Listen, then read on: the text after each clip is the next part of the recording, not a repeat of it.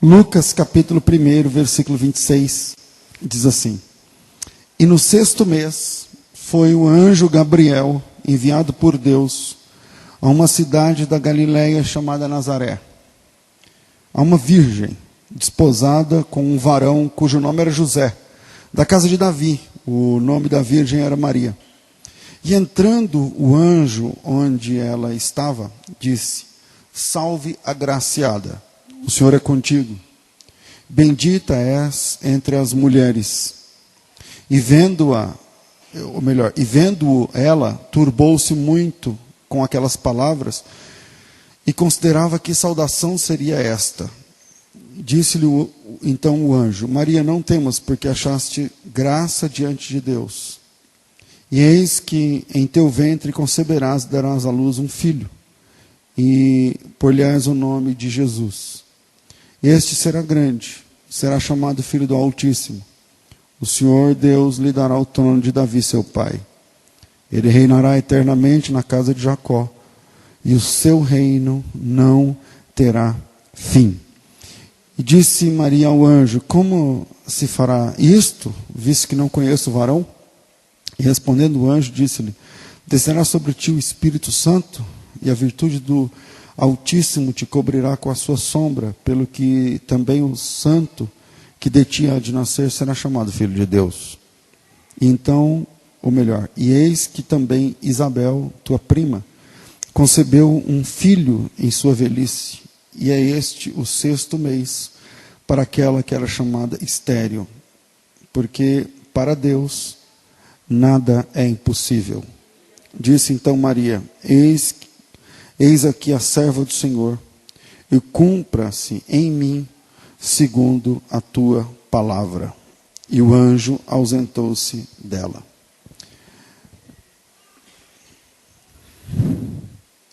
Eu vou começar tocando num assunto tradicionalmente perigoso. Vou falar de Maria. E vai aqui uma confissão minha. Eu sinto que nós evangélicos, eu falo nós porque eu estou dentro do movimento evangélico, né?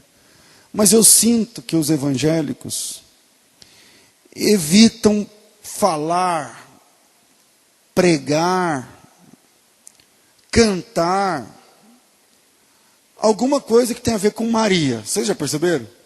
Por exemplo, pode cantar sobre Gideão, não tem problema. Os 300 de Gideão aqui, Gideão ali, Moisés segurou, Jacó segurou um anjo. Mas de Maria, o pessoal, né? Maria, agraciada, parece que cantar sobre o Gideão meio que pode, do Moisés pode, do Jacó pode, do Elias pode, mas Maria, aí a gente parece que a gente está meio que dando um ponto para os católicos. Vocês percebem isso ou não? Vocês sentem isso? Ok. Então eu vou começar tocando no assunto, um ponto nevrálgico, por assim dizer. Porque Maria, né? Vou começar falando do nascimento de Jesus, tem que falar da mãe do Salvador, tem que falar de Maria. E eu sinto que os evangélicos meio que evitam falar ou pregar sobre esta serva de Deus. Porque, para você pensar, eu sou meio esquisito, então você já deve ter me ouvido falar, mas não é muito fácil você achar um pastor que chega lá agora, eu vou falar sobre Maria, e aí começar a falar como que foi, os pontos, né, e tal, ou os erros e acertos, a situação toda, que culminou na encarnação do Verbo, na chegada do Cristo, e, enfim. Eu não sei se é uma impressão minha, ou se é isso mesmo. O que vocês acham? Vocês acham também? Então, bom, vamos lá. A mariologia, o estudo sobre Maria dentro das Escrituras, com base na teologia, ou coisa que o valha, eu devo aqui reconhecer que ela é mais rica de tradição do que de escritura. E aí eu estou colocando na tradição textos deuterocanônicos, ou seja, textos que foram canonizados depois, ou com profecias, ou textos pseudepigráficos, que são textos que não são de autoria tecnicamente reconhecida. Tá? Então eu pego, por exemplo, um dos textos mais conhecidos, que traz mais detalhes sobre a vida de Maria e também de Jesus, é o Evangelho da Infância. É um livro que conta muitos detalhes a respeito da infância de Jesus, que ele ressuscitou um passarinho, que ele fez muitas coisas na infância e tal. Mas eu devo aqui reconhecer que isso não é sagrado, não é doutrinário, então não vou trabalhar com esse material. Vamos nos ater à Bíblia. Maria, ela recebe 17 menções na Bíblia Sagrada. Quase todas elas entre o primeiro e o terceiro evangelho. Isso é, entre Mateus, a maioria em Mateus e outra porção grande em Lucas. Tá certo? Na verdade, tirando Mateus e Lucas, Maria só aparece 2 vezes no Novo Testamento, portanto na Bíblia. Né? Tirando Mateus e Lucas, das 17, quer dizer, 15 estão entre Mateus e Lucas. Estão me fazendo entender? Tirando Mateus e Lucas, né? Se for viver de Marcos e João, nós temos apenas duas referências. Eu estou falando com respeito a livros e não a autores, porque as 2 referências que nós temos, fora o livro de Mateus, o Evangelho, e o Evangelho de Lucas, uma delas está em Atos, portanto é Lucas, né, também, que escreveu o livro dos Atos. Atos 1,14, quando fala do público que estava ali orando, depois buscando o advento do Pentecostes. Né? E a outra referência, são 2 apenas, fora Mateus e Lucas, é Marcos capítulo 6, versículo de número 3. Então, tirando Mateus e Lucas, nós temos Marcos 6, 3 e Atos 1,14, onde Maria é citada nominalmente. Eu devo aqui reconhecer, para quem já deve estar se coçando aí, né? Mas e o João, lá na cruz, ele falou, Jesus falou, essa mulher agora é sua mãe, eu não sei o que lá.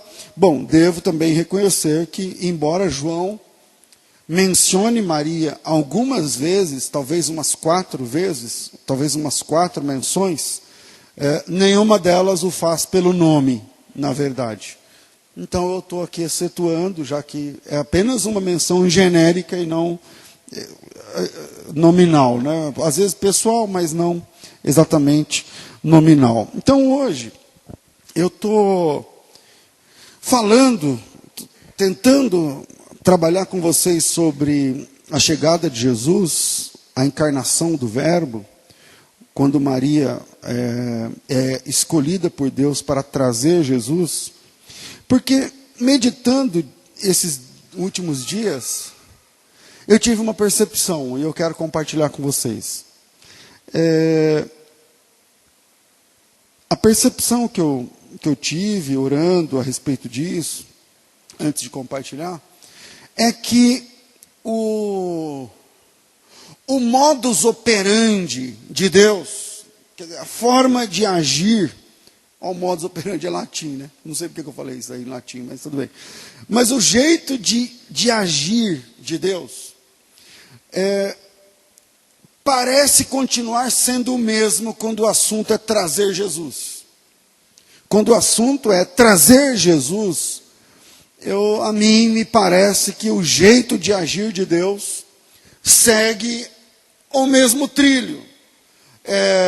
Ele se apresenta a um agraciado ou agraciada, e a gente vai trabalhar daqui a pouquinho a exegese dessa palavra, e esse agraciado pode gerar Jesus, ele pode aceitar a proposta. Em aceitando a proposta, ele vai gerar Jesus dentro dele, e a posteriori ele vai revelar Jesus a outras pessoas. Estão me fazendo entender? Então Maria, ela foi agraciada, primeira, número 1, ela gerou Jesus dentro dela, obviamente que eu estou falando aqui fisicamente, né, e tal, enfim, toda essa questão da gravidez, e aí no restante eu estou espiritualizando a aplicação, espero que vocês me entendam, mas ela gera Jesus primeiro dentro dela, para depois apresentar Jesus a outras pessoas e por fim compartilhar Jesus com o mundo, que é o que acontece na chegada de Jesus Cristo a partir de Maria. E eu tenho essa impressão que esse jeito de agir, que esse modus operandi, que esse jeito de tratar de Deus, meio que continua assim.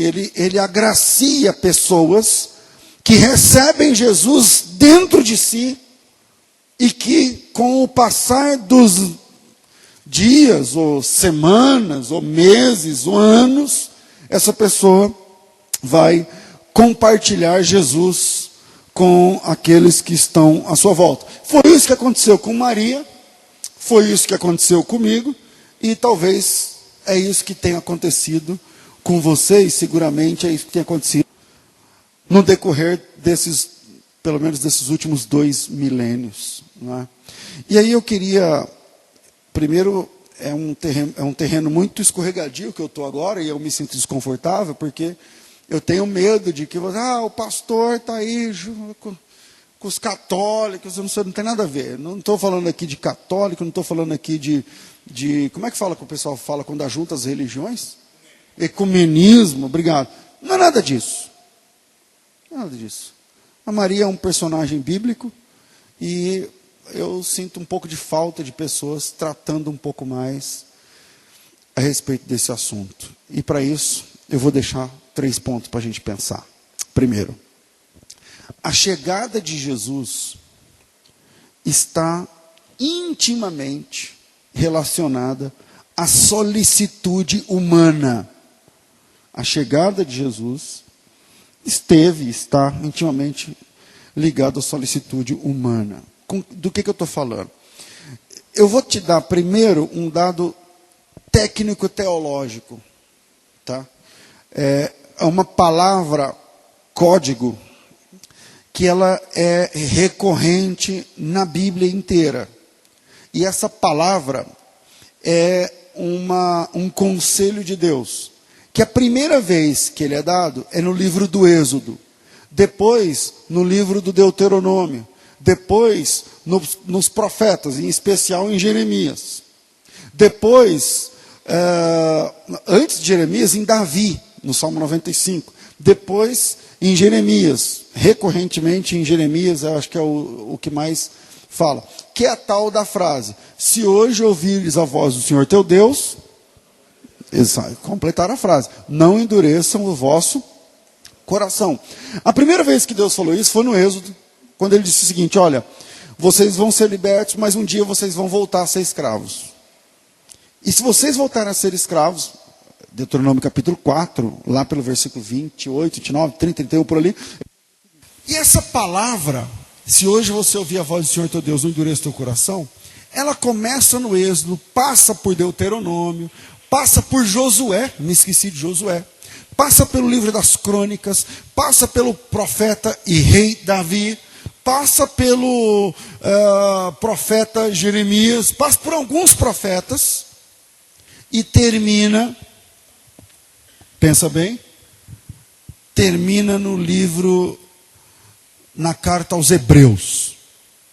E a carta aos Hebreus, capítulo 4, vai ser importante a gente tentar, eu não quero que seja muito técnico o assunto, mas vale a pena a gente entender isso aí. A carta aos Hebreus, capítulo 4, é a discussão técnico-teológica sobre qual é o descanso que Deus prometeu para o seu povo. Porque Deus vem numa cadência, desde o Êxodo, prometendo descanso para escravos. E aí o pessoal que está lá no Êxodo fala assim: o descanso é quando eu for liberto daqui.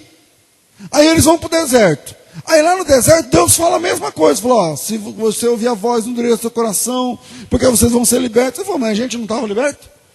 Então, peraí, então tem uma outra libertação. Já sei. A grande libertação é quando entrarmos na terra prometida. Aí é o descanso. Aí a gente vai descansar. Aí, eu me equivoquei, porque cronologicamente tem outro ainda antes. Eles vão dizer assim, não, o descanso não é a libertação, o descanso é o sábado. A gente vai receber o sábado, que acontece lá historicamente lá em Êxodo 20, salvo engano, 20, no Decálogo. A gente vai receber o sábado e a gente vai poder descansar. E eles recebem o sábado e Deus continua falando, se você ouvir a voz, não endureça o coração, porque vocês vão encontrar descanso para a vossa alma. E aí eles falam assim, caramba, então não é a libertação do Egito, mas também não é o Shabat, o sábado. Então tá bom. Então o descanso deve ser a entrada na terra prometida, porque a gente entra na terra e descansa. Aí eles entram na terra prometida e eles ficam durante muito tempo, talvez centenas de anos, entendendo que aquele é o descanso. Deus nos deu descanso. Só que aí entra Davi, no Salmo 95, no meio da terra prometida. Davi está lá no meio da terra prometida, no centro da terra prometida, em Jerusalém, que fica bem no centro.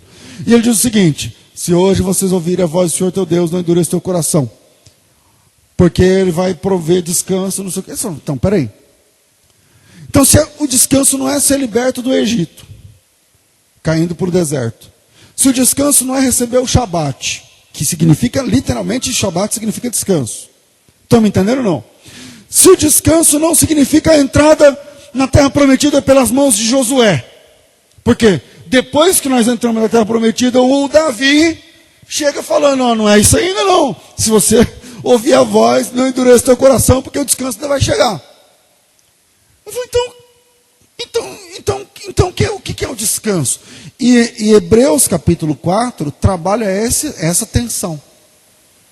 Diz assim, temamos, pois, que porventura, deixada a promessa de entrar no seu repouso, ou descanso, pareça que algum fique para trás. Porque também a nós foram pregadas as boas novas como a eles. Mas a palavra da pregação nada lhes aproveitou, porquanto não estava misturada com a fé naqueles que a ouviram. Porque nós, os que temos crido, entramos no descanso. Tal como disse, vai vendo, assim jurei na minha ira que não entrarão no meu repouso, ou descanso, embora suas obras estivessem acabadas desde a fundação do mundo. Porque em certo lugar disse assim a respeito do sétimo dia, e descansou Deus de todas as suas obras no sétimo dia. E outra vez neste lugar diz, não entrarão no meu descanso. Visto, pois, que resta que alguns entrem nele, e que aqueles a quem primeiro foram pregadas as boas novas não entraram por causa da sua desobediência, determina outra vez, um certo dia chamado hoje, dizendo através de Davi, muito tempo depois, como está escrito, hoje, se ouvirdes a sua voz, não endureçais vosso coração. Porque se Josué lhes houvesse dado descanso, não falaria depois disso de outro dia. Portanto, se é assim, significa que resta ainda um descanso para o povo de Deus. Porque aquele que entrou no seu repouso, ele próprio repousou das suas obras, como Deus das suas. Procuremos então entrar naquele repouso para que ninguém caia no mesmo exemplo de desobediência, porque a palavra de Deus é viva e eficaz e mais penetrante do que qualquer espada de dois gumes, e penetra até a divisão da alma e do espírito, das juntas e medulas, e é apta para discernir pensamentos e intenções do coração. E não há criatura alguma encoberta diante dele, antes todas as coisas estão nuas e patentes aos olhos daquele com quem devemos de prestar contas. Deu para entender ou não?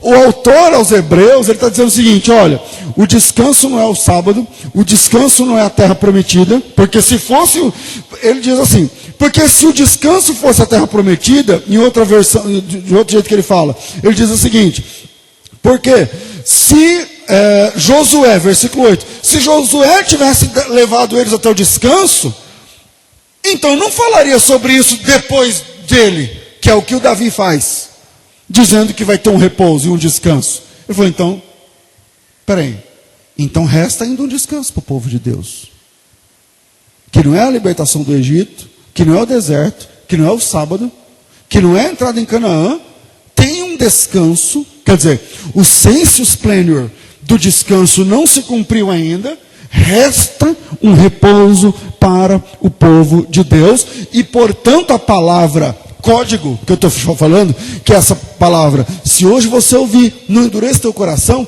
que foi falado em Êxodo, foi falado em Deuteronômio, foi falado em Crônicas, foi falado em Davi lá em Salmos, foi falado em Jeremias, foi falado em Zacarias, foi falado na Bíblia inteira. Ele diz, essa palavra ainda não se cumpriu, essa advertência ainda é válida. Se hoje você ouvir a voz do Senhor, não endureça o teu coração, porque ainda resta um repouso para o povo de Deus. E o povo de Deus não repousa na libertação do trabalho do Egito. O povo de Deus não repousa em um dia. O povo de Deus não repousa numa casa. O povo de Deus não repousa num país. O povo de Deus repousa em uma pessoa. E essa pessoa é o Senhor Jesus Cristo. Porque em Mateus 11:28 ele diz: vinde após mim, se vocês estão cansados e sobrecarregados, e vocês vão encontrar o verdadeiro descanso.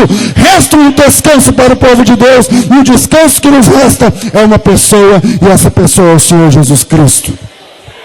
Assim, a chegada de Jesus, do repouso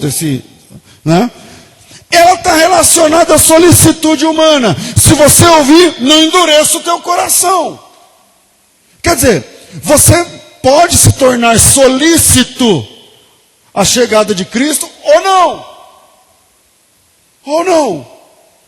Eu começar falando sobre isso,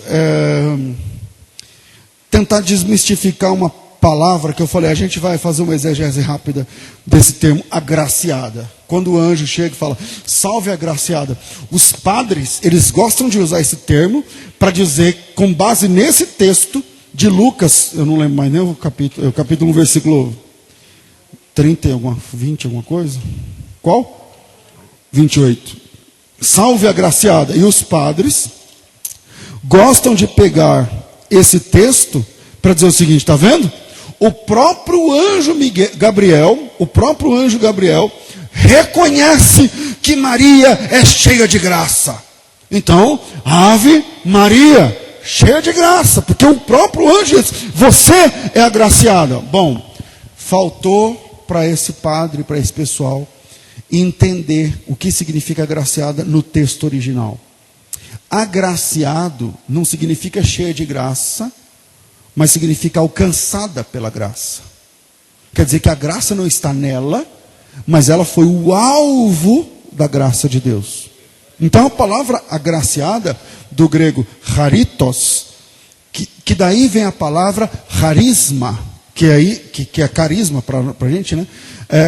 Significa dons. Quer dizer, agraciada é aquela que foi bonificada com dons. Então, quando a Bíblia chama Maria de agraciada, ela não tem graça nela mesma, mas ela foi presenteada, alcançada pelos tentáculos da graça de Deus. Estão me fazendo entender? Então Maria, quando é chamada de agraciada, na verdade não é um ponto para a divindade de Maria, mas é contra. Quer dizer que ela mesma em si não tem graça, mas ela foi alcançada pela graça. E agora quando eu falo que o primeiro ponto, que é a chegada de Cristo, está relacionado à solicitude humana, se você ouvir a voz, não endureça teu coração, quer dizer que você pode endurecer. Eu vou sair da parte teológica, rápido, mas só mais uma questão que eu tenho que tratar. Assim como é irresponsável arrancar da Bíblia a doutrina da eleição, e quem gosta de fazer isso são os arminianos. Eles arrancam da Bíblia a doutrina da eleição. Faz de conta que Romanos 9 não existe, faz de conta que Efésios 1 não tem e tal. É uma irresponsabilidade arrancar da Bíblia textos onde fica claro a doutrina da eleição. Só que a contrapartida é verdadeira. A mesma coisa acontece, a mesma irresponsabilidade acontece, agora mirando os calvinistas, quando eles tiram da Bíblia a doutrina da liberdade humana. Por exemplo, Se hoje ouvires a minha voz, não endureçais o vosso coração. Dá para endurecer o coração, sim ou não? Sim, senão Deus não falava que não era para endurecer. Hoje coloco diante de vocês 2 caminhos. Um de morte e de vida. Escolhei depois da vida. Dá para escolher ou não? Dá. Então, negar que o homem tem opção entre servir ou não servir, entre receber e não receber, entre querer e não querer, é a mesma coisa que tirar a doutrina da eleição da Bíblia. Então, pastor, o que a gente faz? Ou eleição ou livre-arbítrio. Do que a Bíblia fala? Eu respondo, dos dois. Então o que a gente tem que fazer? Entender. A gente tem que entender, cara. Não é hoje o assunto. Mas a gente tem que sentar e entender. Porque a Bíblia fala da eleição, sim ou não? A Bíblia fala da livre escolha, sim ou não? Sim. Sim. Então, é uma irresponsabilidade tirar um em detrimento do outro, ou tirar o outro em detrimento do um. Enfim, a Maria aceitou Jesus Cristo dentro dela. Eu sei disso porque o texto diz, vamos lá, o versículo que vocês tinham falado era 20 e quanto?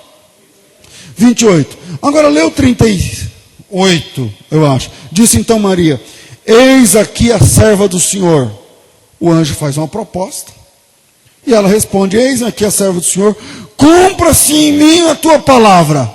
E o anjo, então, ausentou-se dela. Ela quis, ela aceitou Jesus dentro dela. Ela aceitou receber Jesus dentro dela. Assim como José, que não era bem dentro dele, mas dentro da família, porque o anjo aparece para José e fala assim, não temas receber Maria como sua esposa. Porque o que está dentro dela é do Senhor que está sendo gerado. Não tenha medo. A decisão é sua, mas não tenha medo. Aceite.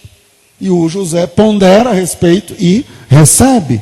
Então, primeiro, a chegada de Jesus está relacionada, de alguma forma, à solicitude humana. Assim como Maria aceita Jesus dentro dela, é assim que a jornada de fé começa.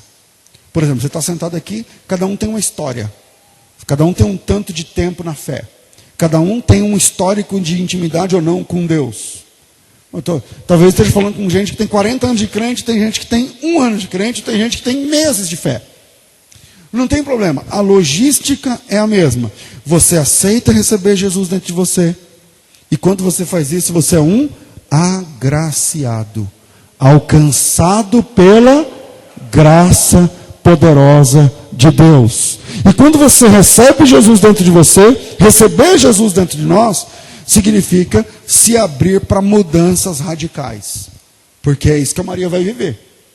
Você sabe que o próximo passo da Maria, ela sai desse encontro com o anjo, e ela vai para as montanhas da Judéia, e ela vai encontrar com a sua prima Isabel, de onde ela fica 3 meses.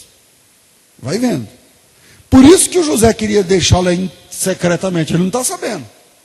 Ué, está tudo certo, a mulher sumiu. Naquela época não tinha WhatsApp.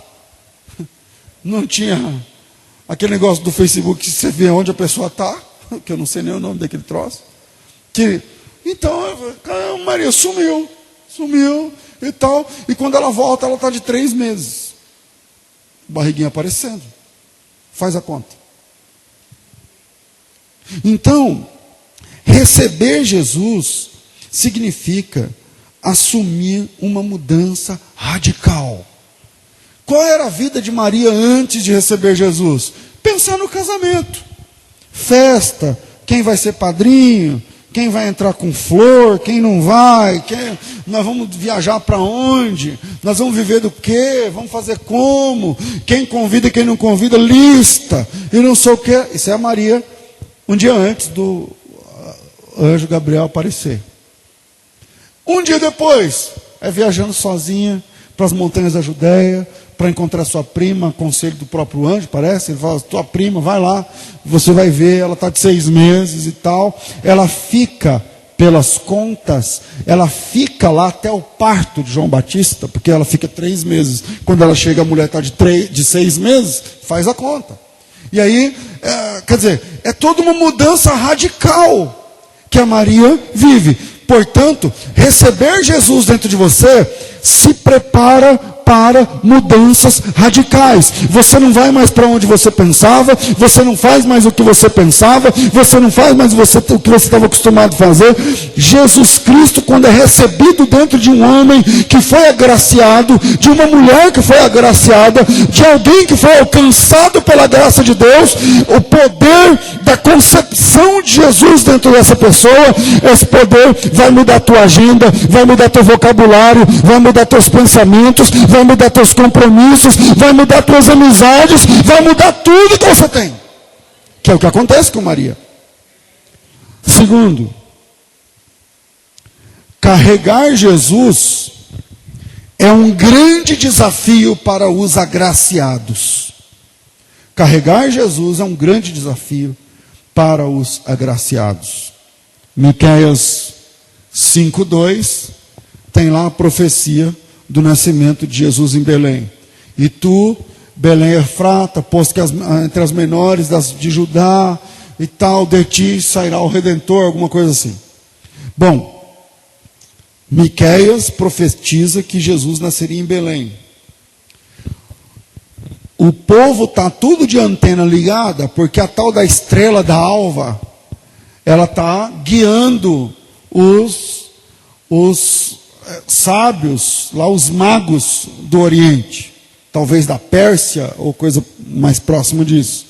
E aí eles vão procurar Herodes, o Herodes também está todo mundo de antena ligada. Onde é que é? Como é que funciona? Vamos para cima desse menino que vai nascer. Porque quem é o rei da Judéia? É o Herodes.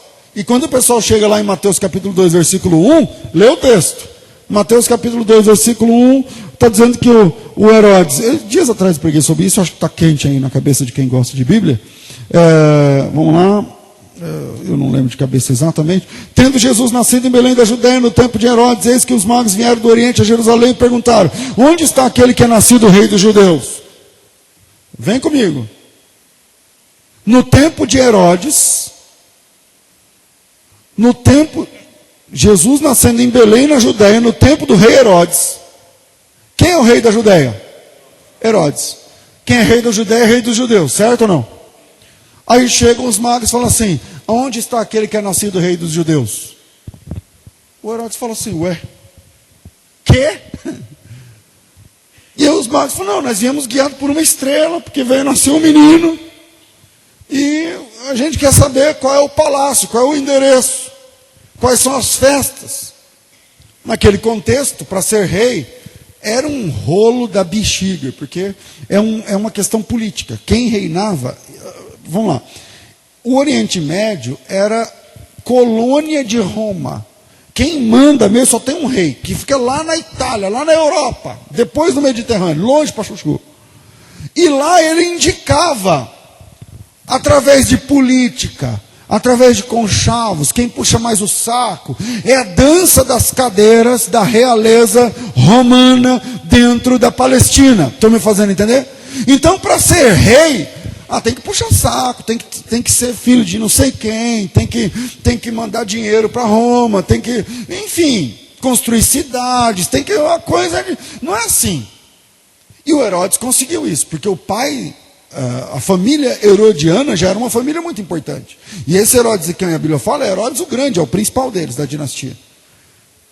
E aí o Herodes está lá no trono, construiu um monte de coisa, Massada, construiu aquedutos, se construiu um monte de coisa que tem até hoje, dá um Google que você vai ver. E aí chegam os estudiosos e falam assim, para o rei dos judeus: você é quem? Eu sou o rei dos judeus. Quanto tempo? 3 anos. Legal. Aonde está aquele que é nascido rei dos judeus? Como assim nascido rei? Para nascer rei, só se for filho do rei. O resto é indicado rei aqui local, que presta continência para a coroa de Roma. Estão me fazendo entender? E eles perguntam: não, mas tem um que nasceu rei, e é aqui em Belém. O Herodes falou assim: não, então vamos procurar esse menino. Vamos. Que o Herodes finge que está interessado. O versículo de número 7. Então, Herodes, chamando secretamente os magos, inquiriu exatamente acerca do tempo da estrela que aparecera, e disse: ide, perguntai diligentemente pelo menino, e quando o achardes, venham me dizer para que eu também vá e o adore. Ele quer adorar Jesus? Ele quer o quê? Matá-lo. Matá-lo. Então carregar Jesus, que é o que Maria está fazendo, é um desafio para os agraciados. Se você foi agraciado, e recebeu Jesus dentro de você, eu estou falando espiritualmente, quem tem ouvidos para ouvir, ouça e entenda. Isso é um desafio, cara. É um desafio carregar Jesus. Porque Deus escolheu uma camponesa, ela tem uma linhagem mista, estudem isso, quem gosta de estudar. Porque ela está entre a tribo de Judá e está entre a tribo de Levi. Eu sei que ela está entre a tribo de Judá porque a Bíblia fala, eu sei que ela está entre a tribo de Levi porque a Maria, ou melhor, a Isabel, sua prima, é das filhas de Arão, conforme Lucas capítulo 1, versículo 6. 5 ou 6. Logo, olha que interessante a Bíblia. Para carregar a arca, tinha que ser da tribo de Levi. Tem sangue da tribo de Levi na Maria. Então ela pode carregar a presença de Deus. E a presença de Deus agora se manifesta não numa arca, mas no feto de Cristo, na encarnação do Verbo. Em última análise, o útero de Maria é um santo dos santos, aonde a presença de Deus está sendo carregada, e está sendo carregada da Galileia para a Judeia, sem ninguém perceber. Todo mundo procurando, mas aonde vai ser? Aonde é? Onde um rei vai nascer? E a estrela, e anjos, e tal, e profecias, e textos, e magos, e Oriente, e tudo isso, e todo mundo desesperado. E Jesus, dentro do útero de Maria, viajou sem ser interrompido, da Galileia até a Judéia. Ela estava grávida de 9 meses. Para, descansa um pouco, toma uma água, come alguma coisa, não está passando muito bem, ele está quase chegando, Jesus me permitam, contrabandeado da Galileia para a Judéia, escondido pelo Senhor, dentro de Maria. E ninguém descobre. E ninguém sabe aonde está. Enquanto a devassa está acontecendo em Belém, ela chega num lugar, diz o texto em Lucas 2,7, salvo engano, que não havia lugar para eles nos hotéis. Então ela vai para um estábulo, um local onde ficam os animais. E Deus se torna homem em Cristo. E enquanto é procurado, ele chega através do útero de uma jovem camponesa, de uma menina que vem do interior. E eu estou falando isso porque assim, o segundo, carregar Jesus é um desafio para todos os agraciados. Se você aceitou o desafio de receber Jesus em você, você é o responsável, você é a responsável por carregar Jesus em ambientes dos mais variados. Você é responsável por transitar com Jesus nos ambientes onde você é bem-vindo ou não, nos ambientes onde Jesus é querido ou odiado, nos ambientes onde Jesus é bem recebido ou é enxotado. E Jesus dentro de você faz de você o portador da maior das boas novas que esse mundo já conheceu. Você tem uma mensagem dentro de você capaz de transformar esse mundo. E isso é uma responsabilidade muito grande. Responsáveis por carregar Jesus em ambientes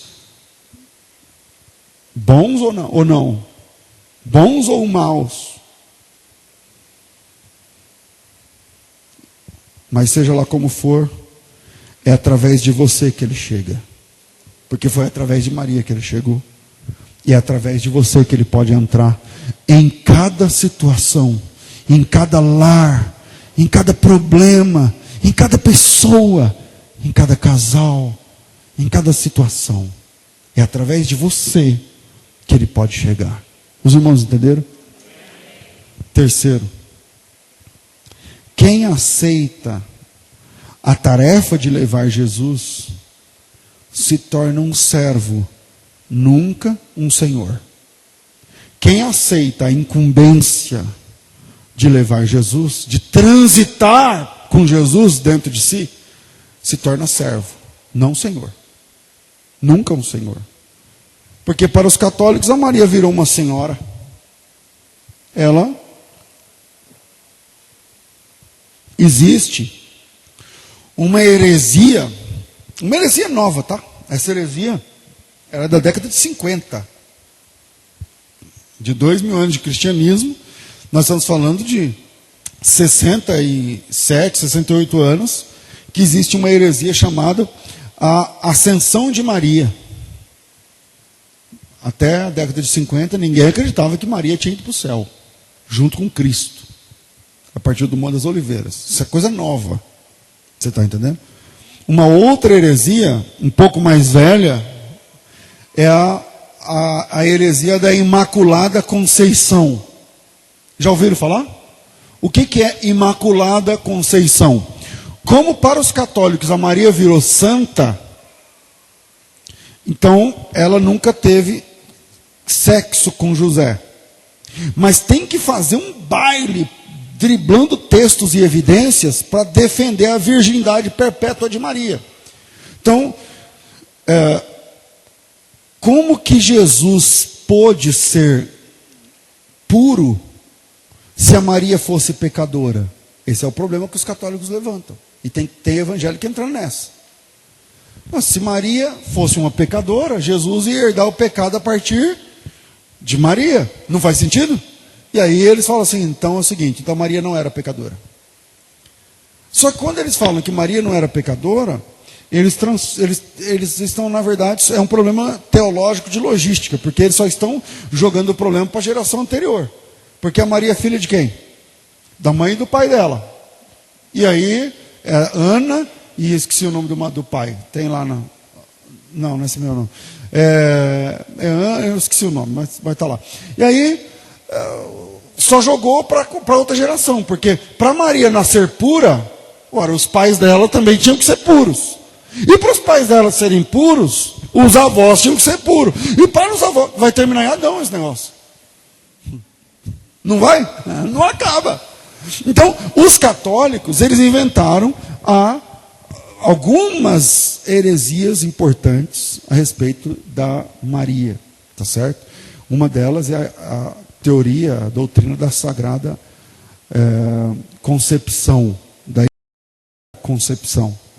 E a outra é da Assunção de Maria, que segundo eles ela foi assunta ao céu, de onde é uma medianeira, uma mediadora, uma senhora que media entre os homens pecadores e Jesus, seu filho.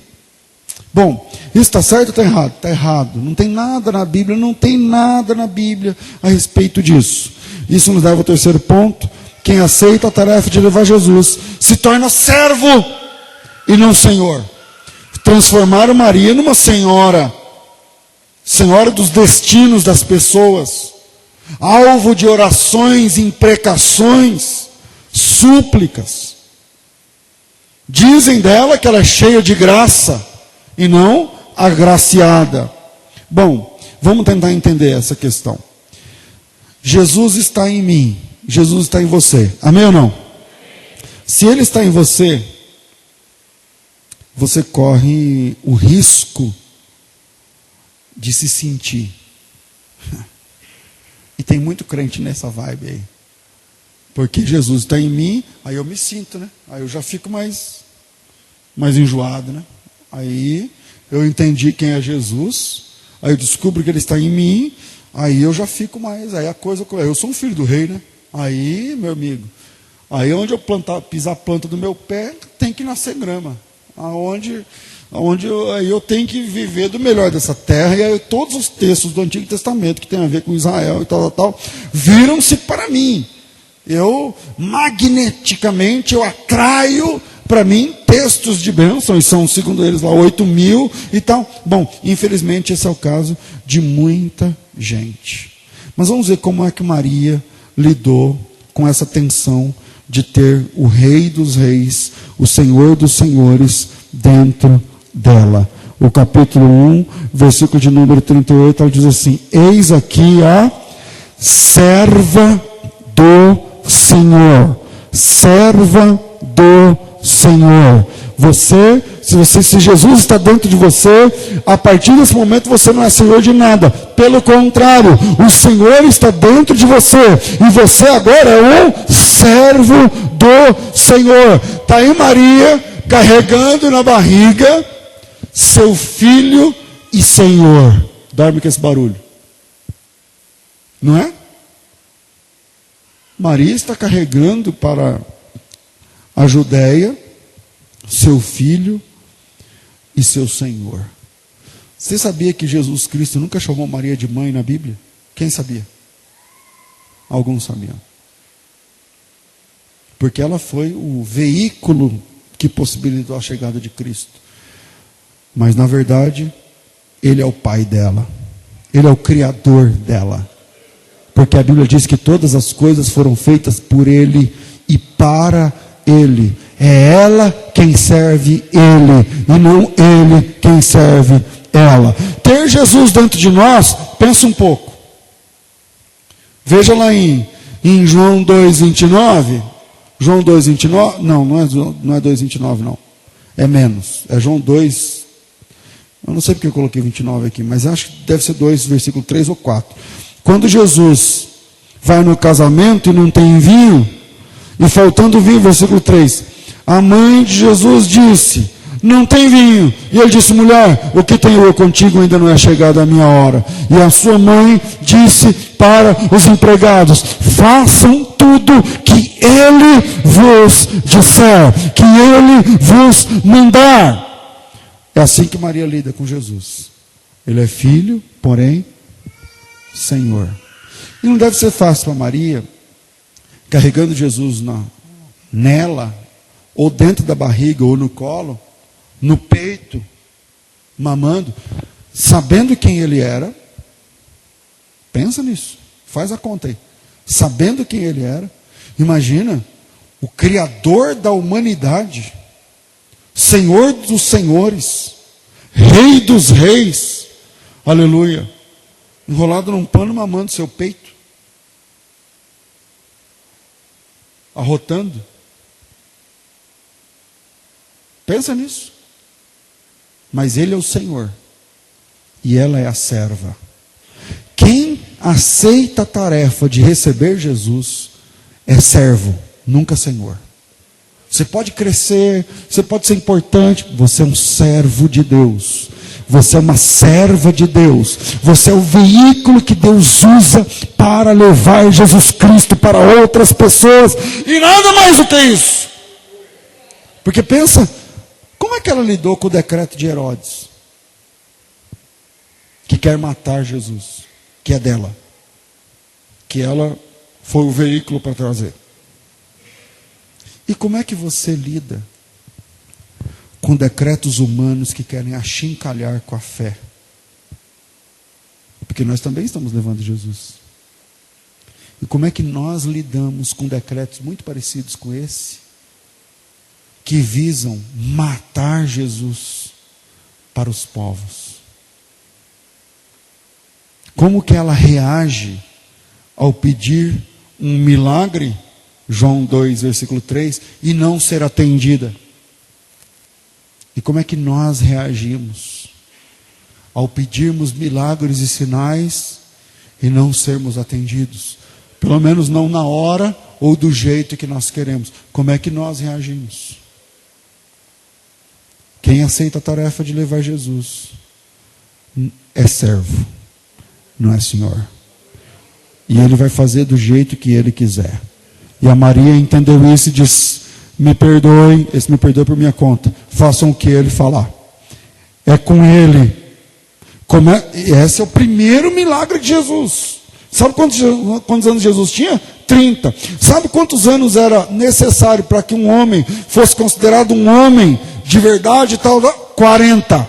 Jesus tem 10 anos antes. Por isso que a figura que representa Jesus é o cordeiro e não o carneiro. A diferença do carneiro e o cordeiro é a idade. O cordeiro é jovem. É como o novilho e o boi. O novilho é jovem. E Jesus é jovem, é um menino. É com 40 anos que a Bíblia para de chamar um homem de jovem e começa a chamar de homem ou varão. Veja que o Isaac casou com 40 e a Bíblia chamava de Isaac de mancebo, que significa jovem, um menino. Jesus tem 30, 10 anos antes.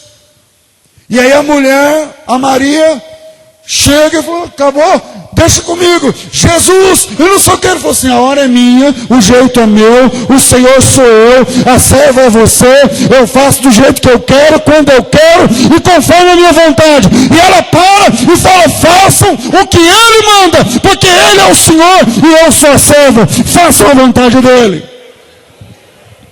Quem aceita a tarefa de carregar Jesus é servo, nunca Senhor. Eu tenho que terminar por causa do nosso tempo. Como é que nós reagimos aos milagres que pedimos e não somos atendidos? Pelo menos não do jeito que nós esperávamos. Será que a gente tem a mesma reação dessa agraciada? É Ele que manda, é Ele que sabe, é Ele que fala, é Ele que faz, é Ele que tem, é Ele que pode, é Ele que manda, é Ele que opera. E quando Ele manda, temos que obedecer. E quando Ele opera, vai acontecer. E quando Ele diz não, é não. E quando Ele diz sim, é sim. E quando Ele diz espera, é espera. Ele é o Senhor e eu sou a serva. A nossa relação com Jesus é apenas dizer amém. Obedeçam o que Ele está dizendo. Glória a Deus. Deus abençoe vocês em nome de Jesus.